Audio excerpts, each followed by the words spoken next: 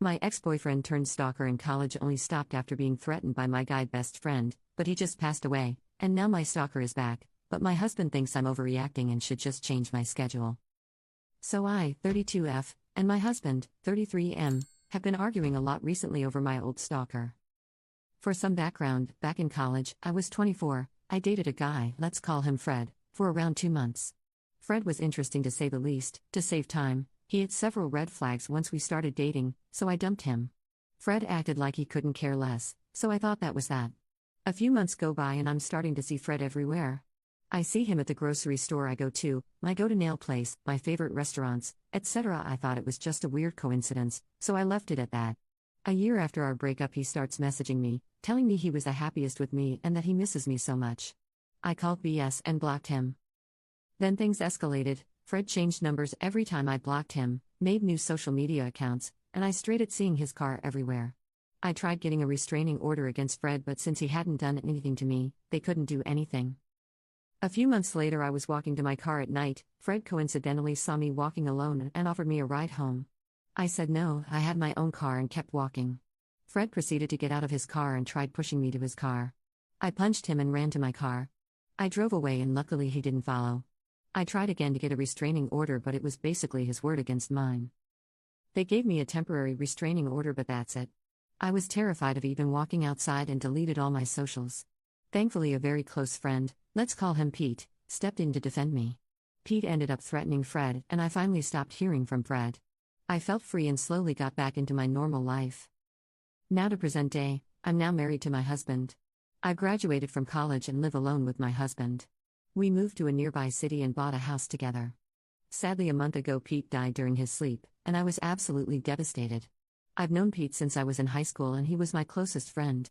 To be honest, I'm still not over his death and sometimes I can't believe he's gone. But guess who heard about his death? That's right folks, Fred found out and is now back. I received texts from Fred a few days after Pete died. I now see him everywhere and he's insisting we talk. I just walk away and ignore him. I've reported him but nothing has happened, so I deleted my socials again. Friends have been telling me Fred has been asking around about me. He's asked if I moved, what am I doing lately, if I have other social media accounts, etc. I'm honestly terrified. I've moved since I finished college, but somehow I see him at my gym, grocery store, park, etc. It honestly makes me believe he never stopped watching me and it's terrifying.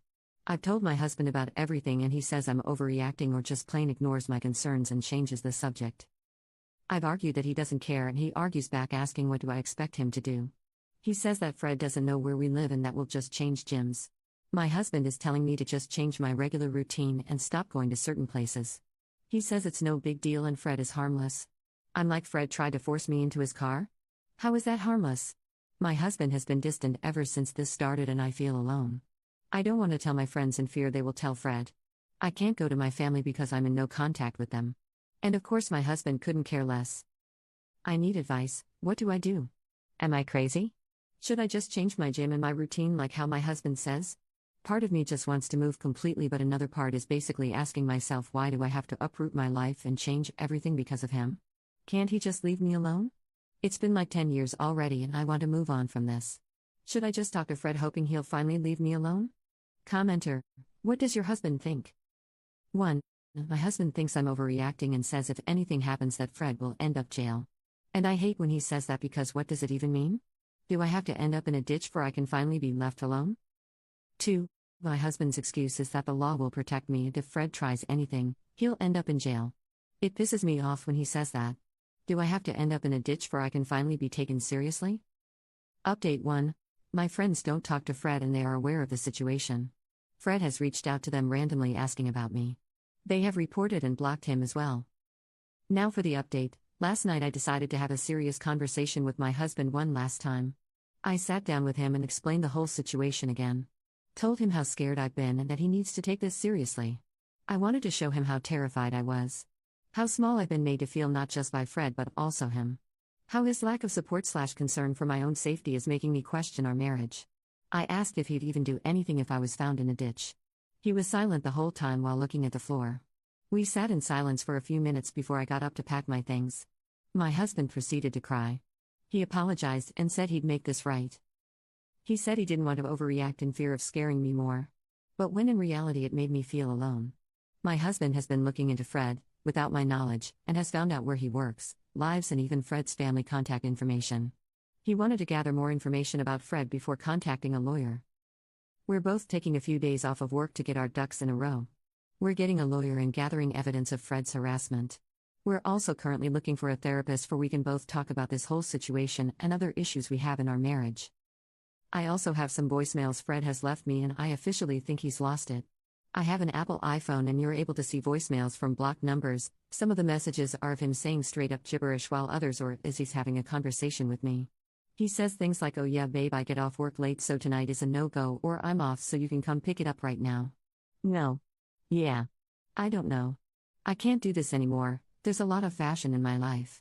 It sounds like he's having a conversation but it's no one else, just him, and it's terrifying. My husband does feel bad and is trying his best to console me. He has apologized repeatedly for making me feel lonely and has been more supportive/open. Currently he's looking through my car to check if there's anything that might be giving my location to Fred. I'll keep you all updated if we find anything or if anything else happens. Thank you all for your advice and support. I posted another update, I think you can find it on my posts. Update 2. Wasn't sure if I should make an update but decided to anyways to maybe get some more advice. Thank you to everyone who gave me advice and encouragement. I finished listening to the book The Gift of Fear and it really opened my eyes to a lot. Now on to the update. After my husband didn't find anything in my car, I still felt something wrong, so I took people's advice and took my car to the mechanic. Told my mechanic about my situation and if he could take a look at my car. And to my horror, a couple days later, my mechanic found a small little cube that was placed hidden under my car. At first I really wanted to believe it was just part of my car or something. But my mechanic explained that it wasn't and it was deliberately hidden. The cube is really small and magnetic. I called my lawyer right then and told them everything. I got pictures of the GPS and where it was placed. I thanked the mechanic and drove to my lawyer's office. At this point I was shaking and wanted to cry.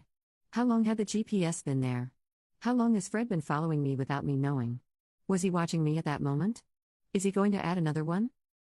I called my husband to meet me at the lawyer's office and told him everything. At the office I just wanted to disappear. I wanted to run away and not look back. I was terrified and I felt so violated. Knowing I was being watched for who knows how long. With everything we had gathered, my lawyer was able to get a temporary restraining that same day. We are currently going through the process of getting a restraining order where I'll have to go to court and see Fred again. My lawyer says the process can be long and draining, but it's something I do need to get for my own safety. I got a bit scared and had my husband's car also checked for anything. Thankfully nothing was found in his car. I started feeling watched at home, so I had my whole house turned upside down looking for anything maybe Fred had placed. Again, thankfully nothing was found. I've told neighbors about what we found and to keep an eye out for anyone suspicious. I've also started my safety training for handling a gun and shooting.